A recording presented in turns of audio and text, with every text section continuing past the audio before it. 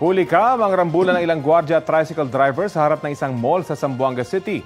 Ang isa sa mga sangkot, nanutok ng bolo sa ilang saksi. Sinipa niya rin ang isang barikada.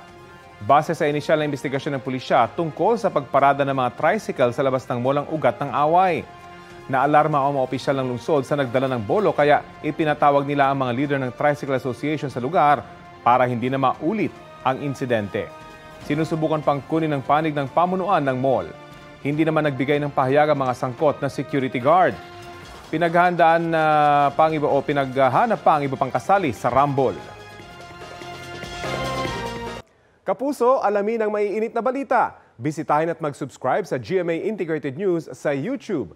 Sa mga kapuso abroad, samahan niyo kami sa GMA Pinoy TV at sa www.gmanews.tv.